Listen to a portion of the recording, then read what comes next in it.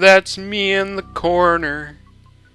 That's me in the spotlight, losing my religion. Trying. Hey guys, and welcome back to Let's Play Super Metroid. And last time we began the game and made it to the point where we got the first two missile expansions and the morphing ball. And now we are going to move on. And suddenly things have come to life. And enemies, and a brown door, which means we can't go through it. So these guys are space pirates, and these particular ones only die with one shot from the power beam, making them the weakest version in the game. And the space pirates are actually introduced in this game for the first time in the Metroid series. Although, if you look back on Samus's whole history, they are actually responsible for the death of her parents because they invaded her home planet before she met the Chozo. And that planet was called Ka2L or something like that. And Ridley is actually the one who personally murdered her family, in case you didn't know that. So that's why he appears a lot, and that's why Samus is always wanting to cut off his balls and make some Ridley soup or something like that, because he killed her parents and did all kind of nasty things. And it was actually the space pirates who actually destroyed the planet, but Ridley is the one who just led them and then killed Samus's parents, as far as I know. I mean, I haven't. Most of that stuff is explained in like the manga of the series, which I've never actually seen before. I've heard about it. But, yeah. So, in case you didn't know that, and I'm pretty sure Metroid, some of the Prime games mentioned that. The whole K2L incident. Because that game just goes in depth on everything in the Metroid stuff. Okay, so now we get more enemies, because now all of a sudden there's enemies everywhere. And that is a Zebetite. I think they're called in this game. The game code actually refers to it as a zoomer, which is what they're called in the original Metroid. And there's not a big difference, excuse me, at all. They do the exact same things. They just kind of walk around and get in your way. Although these ones die in exactly one hit, unlike in the original where they take a couple. And then this is a Ripper.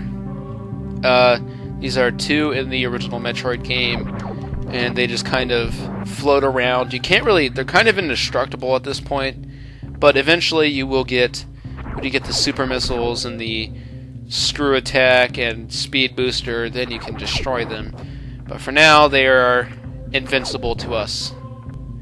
So now we have Screes, which, I mean, they're called Screes in this game, but I don't think they're called Shriek Bats until later on, for some reason. Oh wait, those aren't Zebetites, those gamers or zoomers or whatever. God, do I feel stupid. Zebetites are the things you see in why can't I think of it? I just mentioned it like a video ago. The one things in Mother Brain's room. Jeez. Oh, do I feel stupid. Yeah, so anyway, now these are Melos or Mellows or something like that. These are pretty annoying because they're like one of the first enemies you encounter, and they just kind of fly at you. They are good for getting your power-ups back, which you do want to make sure you have full power-ups before going in this room. But this is where you have to actually go, because you'll find that all the areas are blocked except for this little small tunnel that you can get into.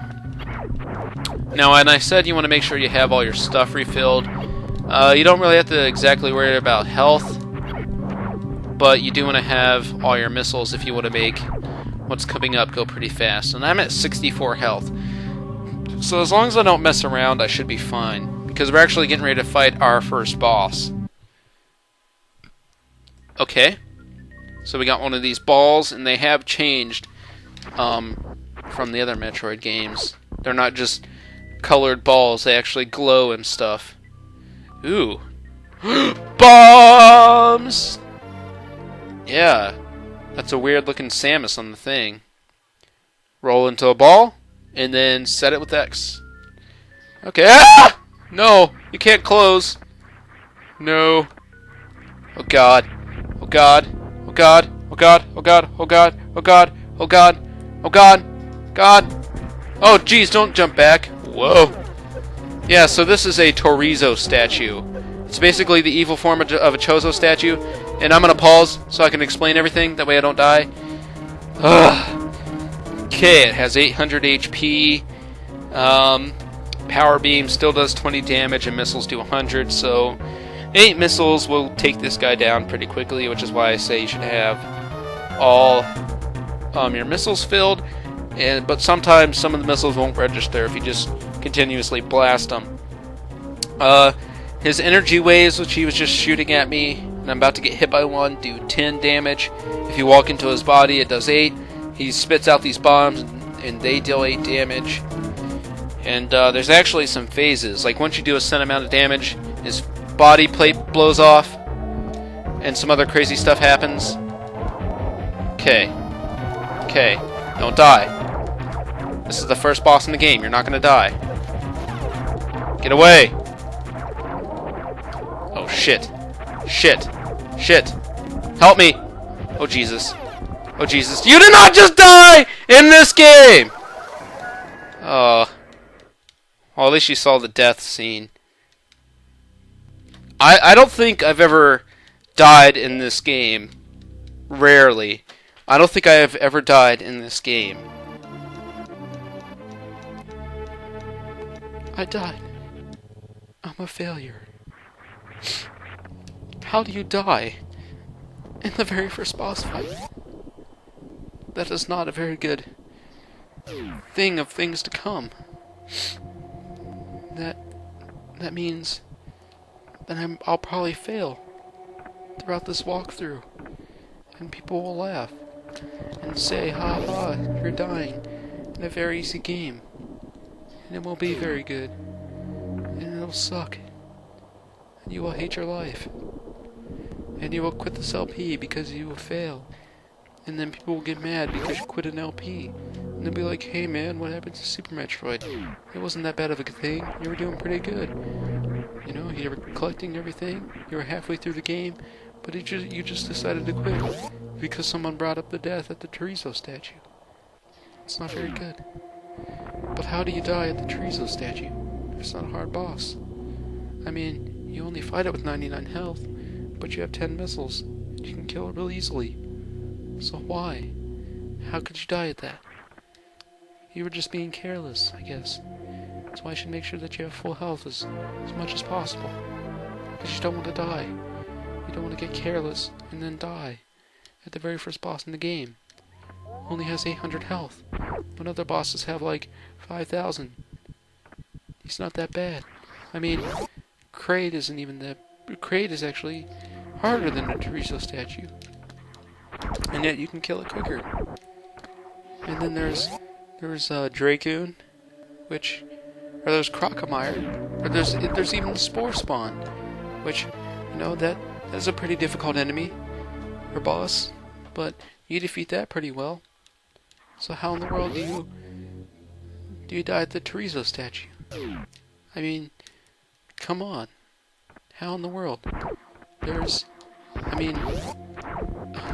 The Chorizo statue, of all the bosses to die at. I mean, it's more likely that you die at Dragoon or Phantoon than at the freaking Chorizo statue.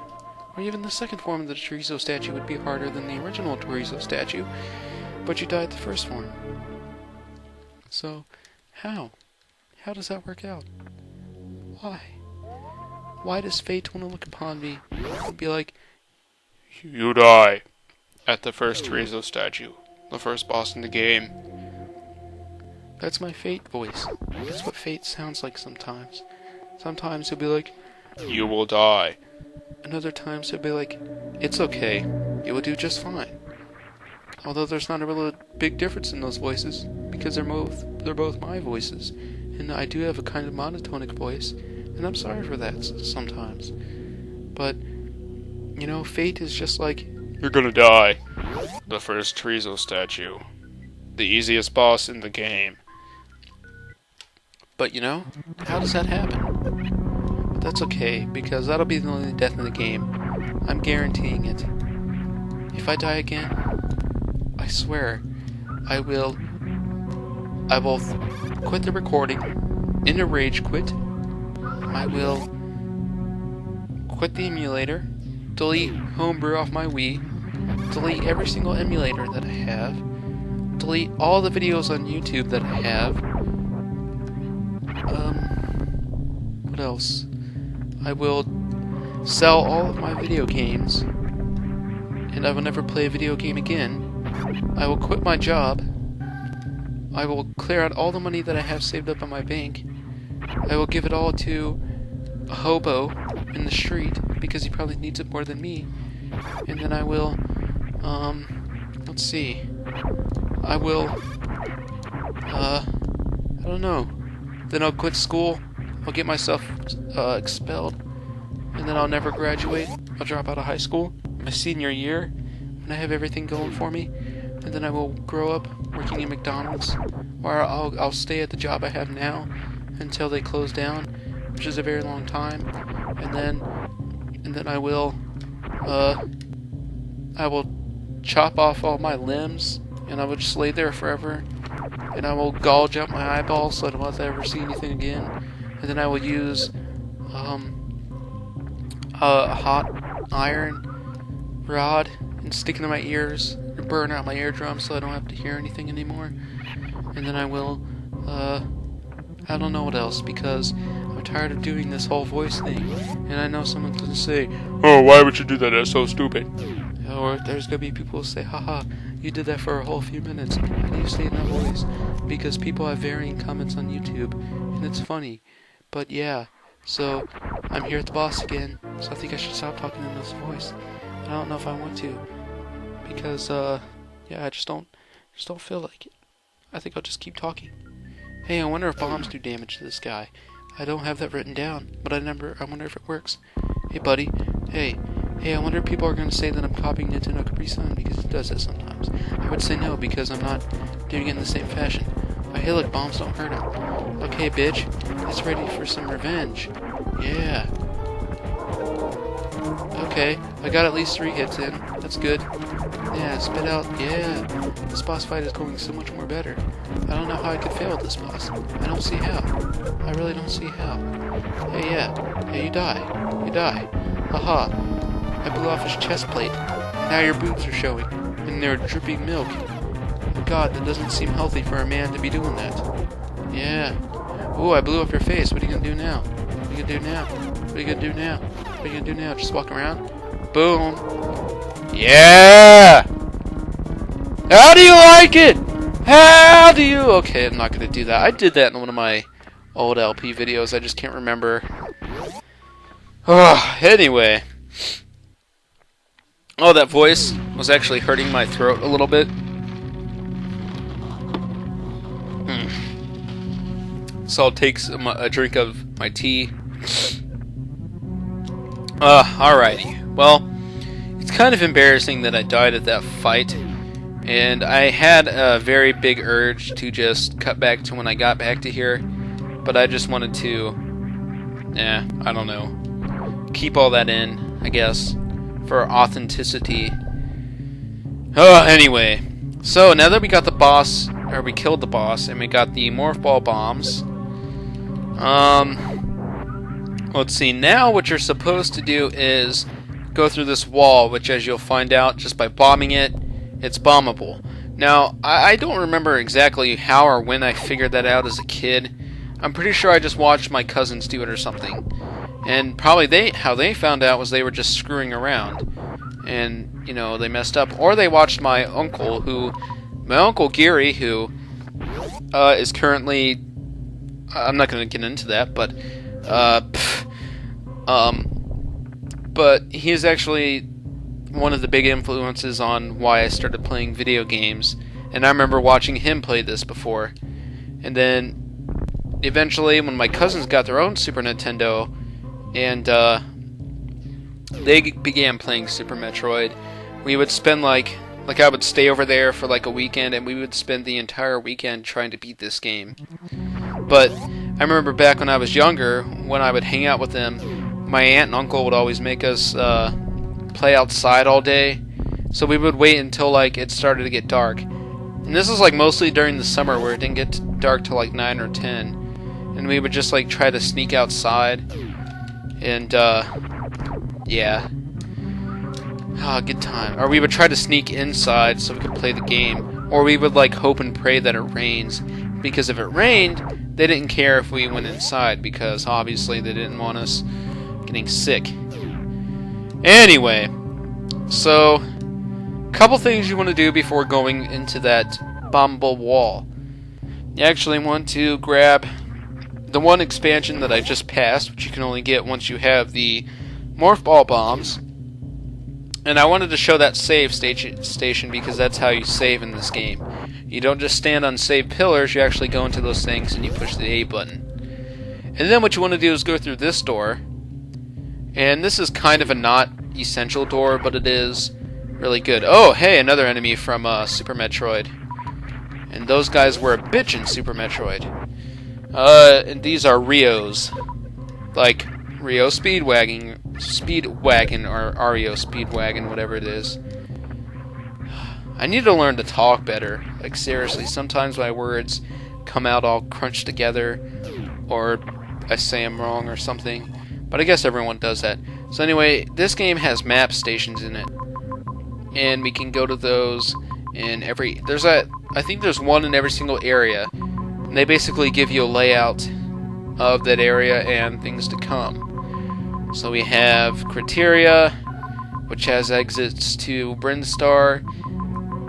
It leads to the wrecked ship, Meridia, and Brinstar. I think that's all. It has three ways to Brinstar, which is a little weird, but cool at the same time. I guess like this planet, you could kind of peel apart like an onion. It has layers, so it would be like, you know, Criteria, then Brinstar, then Norfair, and Meridia, and then Torian, which I guess Torian isn't that deep, but you know, we'll see those areas later on. So, and then there is one more missile expansion that we want to get before going on, and it is actually one of the best hidden missile expansions in this game. Not the best, but one of the best, and one of the most actually creative, I guess you could say, because it's, you know, it's somewhere you wouldn't exactly expect. So come back into this room with Mother Brain, or where Mother Brain was, and then bomb out the area that was beneath her little glass tank.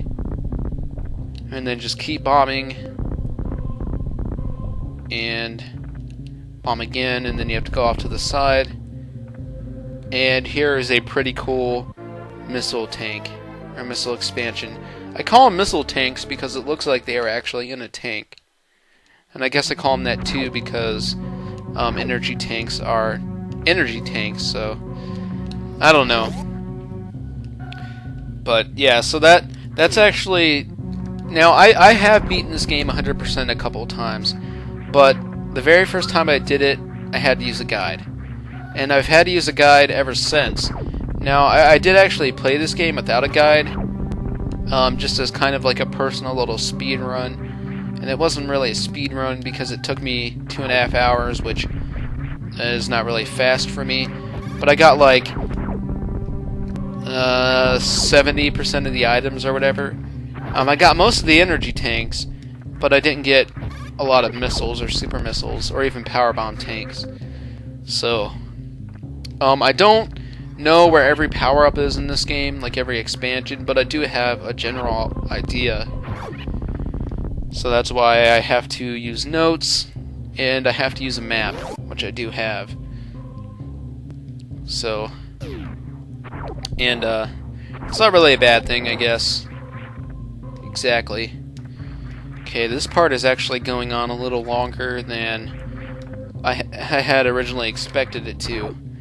But that's perfectly fine because I don't have notes.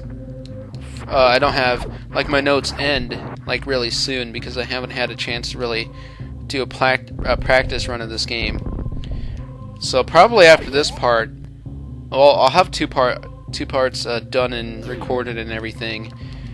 But I think, whoa, guy, that's a waiver, by the way. You see those in the original Metroid and throughout this game, and they're pretty annoying in this shaft because they just come out of everywhere. But, oh, and there's our first energy tank. Now, I think there's 14.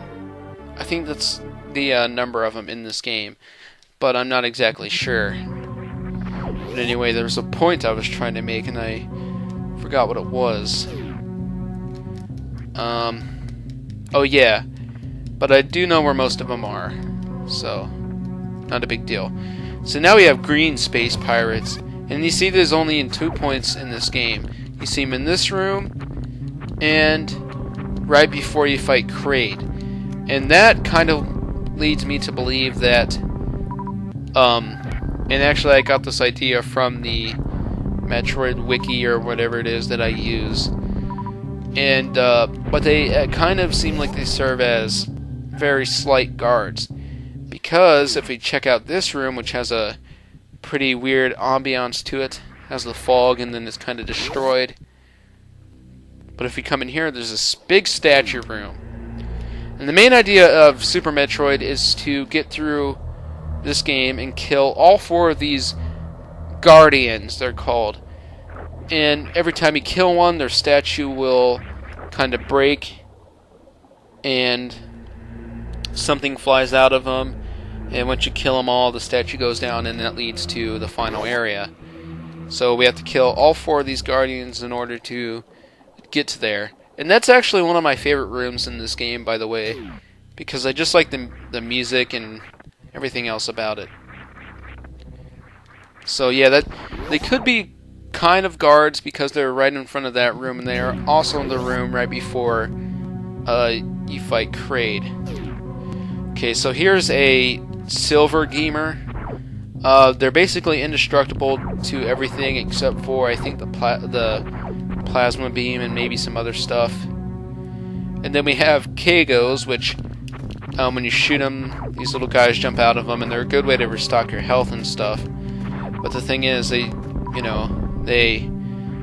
spawn a bunch of guys and then they explode. It's not like they're infinite. I mean, that would be nice, but yeah. So anyway, guys, I'm gonna go ahead and end this part here because we've gone on for too long, and basically we've ended in the same kind of area that we began in, which is kind of ironic. And anyway, guys, next time on Let's Play Super Metroid, we go into Brinstar. So we'll see you guys next time. Bye.